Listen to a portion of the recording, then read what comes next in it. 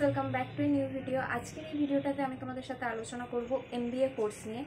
MBA কোর্সটা কি, এর এলিজিবিলিটি ক্রাইটেরিয়া কি, এন্ট্রান্স এক্সাম কি কি থাকে, ফি স্টার্টিং থেকে সবথেকে বেশি কত হতে পারে, জব স্কোপ, স্যালারি, অ্যাডমিশন আর কলেজ, এই সমস্ত টপিক নিয়ে আজকের এই ভিডিওটাতে আমি তোমাদের সাথে আলোচনা করব। তো চলো ভিডিওটা স্টার্ট করা যাক।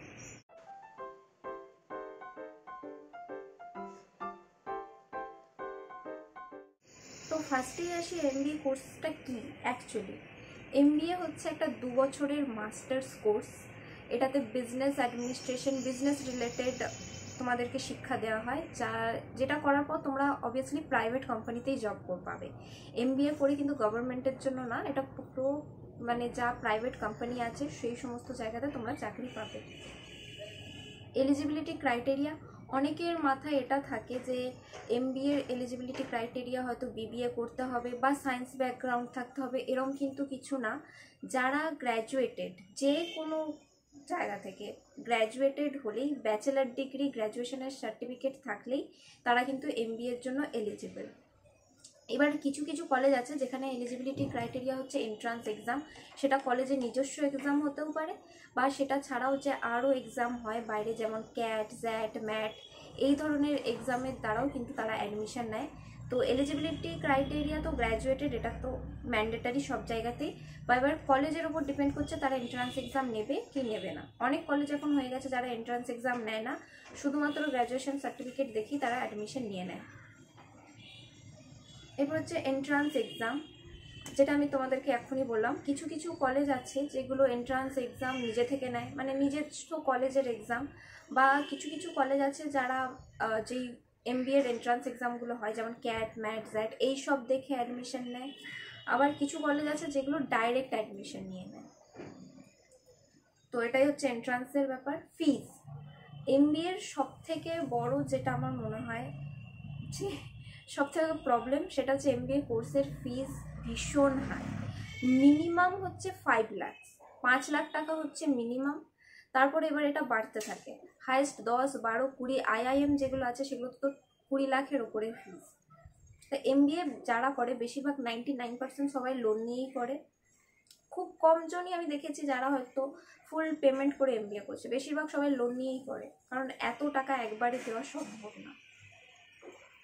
জব স্কোপ, দেখো জব স্কোপ বলতে আমি তোমাদেরকে বলবো যে এমবিএ কোর্স করার পর তোমরা প্রাইভেট কোম্পানিতেই জব পাবে। তো প্রাইভেট কোম্পানি বেশিরভাগ তোমরা দেখবে কলকাতা, ব্যাঙ্গালোর, পুনে, মুম্বাই, এই সব সাইডে আছে। তো তোমাদের জব লোকেশন কিন্তু ওই সাইডেই হবে। আর এখানে তোমরা প্রাইভেট কোম্পানিতে জব পাবে। প্রাইভেট কোম্পানির জব মানে খুব খারাপ এরকম কিন্তু না। প্রাইভেট কোম্পানিগুলো এখন খুব এগিয়ে গেছে সব কিছু দিক থেকেই, গভর্নমেন্টের থেকেও, কারণ ওয়েস্ট বেঙ্গলে গভর্নমেন্টের থেকে প্রাইভেট জব বেশি পার্মানেন্ট। যাই হোক, জব স্কোপ কিন্তু এটাতে ভালোই আছে এখনও অবধি। পরে স্টুডেন্ট এত বেড়ে যাবে যে হয়তো আর জব স্কোপ সেরকম থাকবে না, বাট প্রাইভেট কোম্পানিগুলোতে এমবিএর জব স্কোপ কিন্তু আছে। আর প্যাকেজও যদি ভালো কলেজ থেকে করো সেক্ষেত্রে কিন্তু প্যাকেজও ভালো থাকে।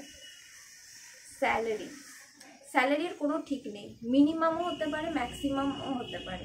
বাট অ্যাজ এ ফ্রেশার তুমি 12 লাখ টাকাও এক্সপেক্ট করতে পারো বছরে। এলপিএ হিসেবে বলছি, 12 এলপিও তুমি এক্সপেক্ট করতে পারো, বা খুব কম হলে তুমি 2 to 3 এলপিও এক্সপেক্ট করতে পারো। কোনো ঠিক নেই, ডিপেন্ড করছে এটা লাক, নিজের হার্ডওয়ার্ক, এসবের উপরই ডিপেন্ড করছে স্যালারি, আর কলেজের উপর অবভিয়াসলি। এমবিএতে কলেজ খুব ম্যাটার করে, খুব খুব খুব ম্যাটার করে কলেজ। তোমরা দেখবে যে যেই কলেজের রেপুটেশন ভালো সেই কলেজ থেকেই স্টুডেন্ট নেবে, এরকমই হয়। অ্যাডমিশন স্টার্ট হয় মেবি ওই গ্র্যাজুয়েশনের পরেই, 6 সেমিস্টার যাদের হয়ে যায় তারপর থেকেই অ্যাডমিশন স্টার্ট হয়ে যায়, ওই জুন জুলাই ওরকম করে। আর নতুন ক্লাস স্টার্ট হয় আগস্ট থেকে, এরকম করে অ্যাডমিশন হয়। কলেজ দেখো আমি বলবো এমবিএর কলেজ গাদা আছে, অনেক ভর্তি এমবিএর কলেজ আছে।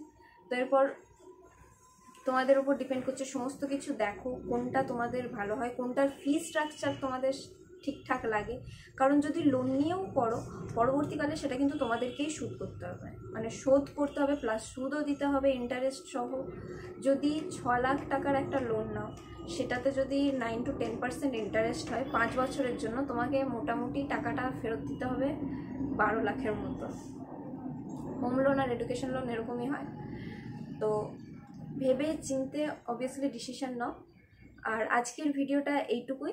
আজকের এই ভিডিওটাতে আমি তোমাদেরকে এমবিএ এর ওপরে একটা ওভারভিউ দিয়ে দিলাম যে এমবিএ অ্যাকচুয়ালি কী। যারা একদমই জানো না যে এমবিএ কী, সেই বিষয়টাই আজকে আমি তোমাদেরকে জানিয়ে দিলাম।